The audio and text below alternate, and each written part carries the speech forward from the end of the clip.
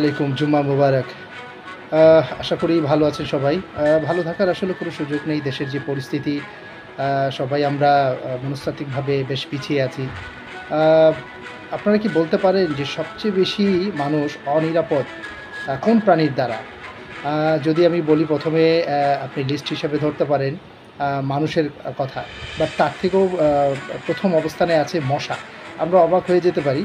মশার কারণে যে পরিমাণে মানুষ জীবন দেয় প্রতি বছর, সেটা যদি আপনার পরিসংখ্যান দেখা হয় তাহলে আমরা জানতে পারবো। ২য় অবস্থানে অবশ্যই আমরা এই ২ পায়ের ভয়ঙ্কর জীব, যাকে আমরা সৃষ্টির সেরা জীব বলে আসছি, তাদেরকে বলতে পারি। আ কি পরিমাণে মানুষ হতাহত হচ্ছে, খুন হচ্ছে প্রতি বছর, প্রতি মাসে, পৃথিবী জুড়ে পরিসংখ্যানে এটাই আপনার ধরা পড়ছে। আপনারা এই খবরগুলো আ ঘাঁটলেই দেখতে পারবেন। তার পরবর্তীতে আমরা যদি হিংস্র কোনো প্রাণীর কথা বলি, বাঘ, সিংহ বা অন্যান্য আদার্স, আমার মনে হয় না ততটা আপনি খুঁজে পাবেন। বা সাপ, বিষধর সাপ। কিছুদিন আগেও যেমন আমরা রাসেল ভাইপার নিয়ে অনেক আতঙ্কে ছিলাম। তো বর্তমান পরিস্থিতিতে জানমালের নিরাপত্তার বিষয়টাতে আমি কিছু কথা বলতে চাই। আল্লাহ পাক সবচেয়ে বেশি গুরুত্ব দিয়েছেন জানমালের উপরে। একজন ব্যক্তির জীবনের মূল্য অনেক, অনেক বেশি সৃষ্টিকর্তার কাছে। আ সম্পদ তো ফিরে পাওয়া যাবে। কিন্তু একটা জীবন চলে গেলে সেটা ফিরে পাওয়া অনেক কঠিন। আ অনেক ডাক্তার মিলেও আমরা যখন দেখি যে একটা জীবন বাঁচাতে আ যথেষ্ট চেষ্টা করে, বাট তার হাতে সেই সাধ্য বা ক্ষমতা দেয়া হয় না বা দেয়া হয়নি।